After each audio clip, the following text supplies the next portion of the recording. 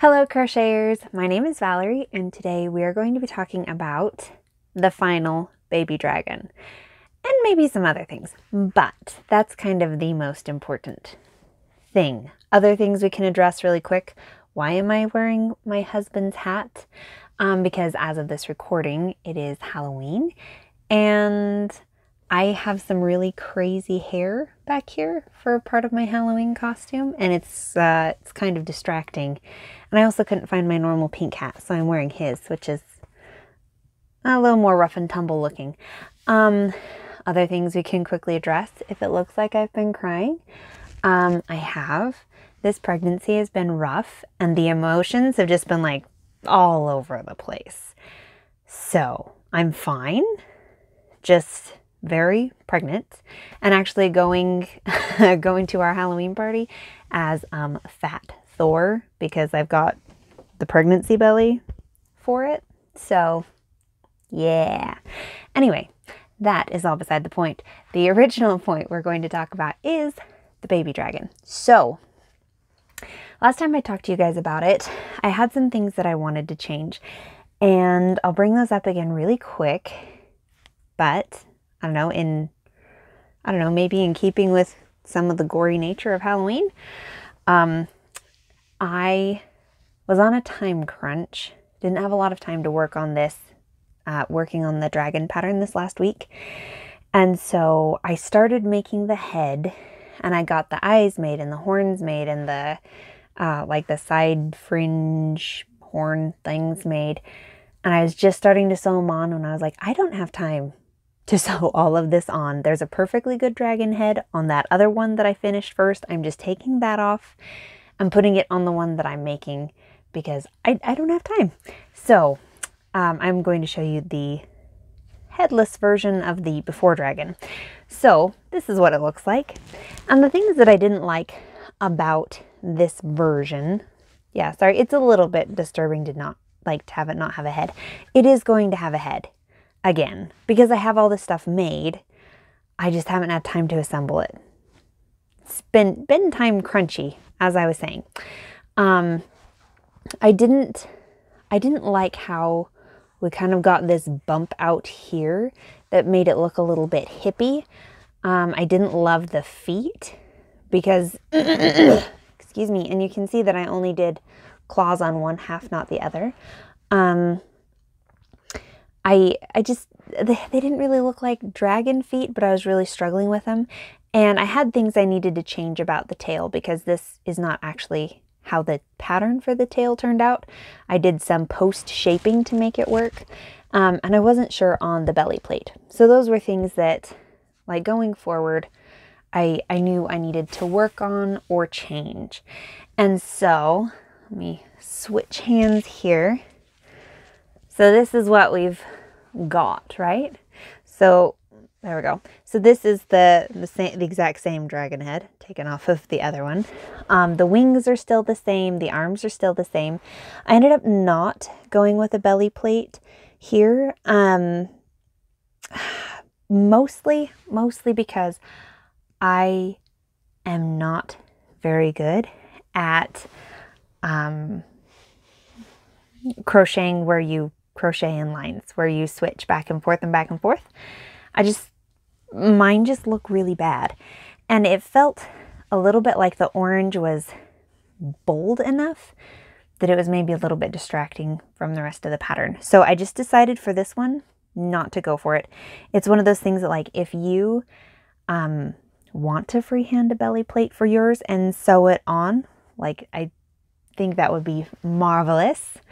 But this is one of those times where, like, my design skills, no, not my design skills, my crocheting skills really are not quite where they need to be to, like, execute the belly plate properly. So yeah, so that's that. So things I did end up changing. I got the tail to be like, this is the actual pattern. So I got that to work out pretty nicely, which I'm very pleased with. Also, you can see here, let's see, I need to have this on a boom arm so I don't have to just stretch out my arm as far. So I was able to kind of streamline the body shape so it wasn't quite as curvaceous, and then add these here on the sides to look like, you know, to make it look like the, like when dogs or cats sit on their hind legs, you can see their, yeah, kind of their leg bones have this like rounded shape to them when they sit kind of on their hind legs like this. And so I wanted that to be conveyed because originally, my original plan, and this is something I did, part of why things have taken so long, I thought if I just do, I can just do a simple circle and put it right there, sew it on, it'll look like the hip shape. And I did that, and then I sewed on the feet, and it just looked like, it didn't look like the shape of the leg coming forward. It looked like we'd added like curves, like feminine hips to the dragon, which was not really what I was going for. You know, I want it to look like a dragon, not so humanoid, with kind of, yeah, effeminate features. So, or feminine features, if I know what I'm talking about. So yeah, so I ended up having to this morning kind of retry on that, take the legs off, or take the feet off, take those rounds off, and then try again. And so this worked out a lot better because there is more of a definite shape here, if that makes sense, to kind of show like that's what this part is. It doesn't look like it's exactly part of the, like it doesn't look like hips, and that's what I wanted. That's basically where we are, right?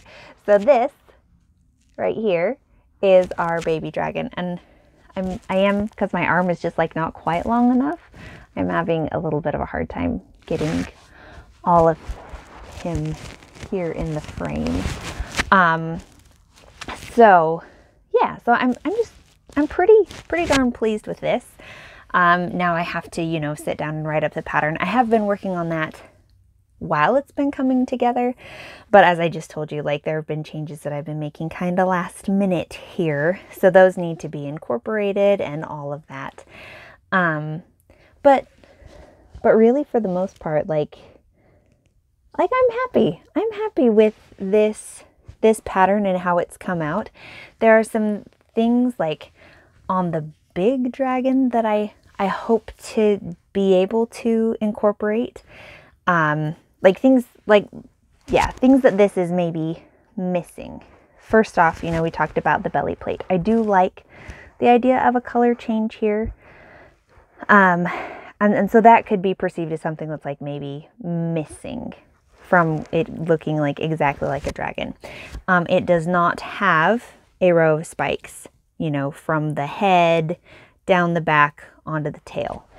I wasn't able to figure that out yet. I still keep kind of having more ideas every once in a while, and so then I try and work on them, and usually they don't pan out, which is a little frustrating. But it's, you know, that's something that it's just not going to be in this pattern.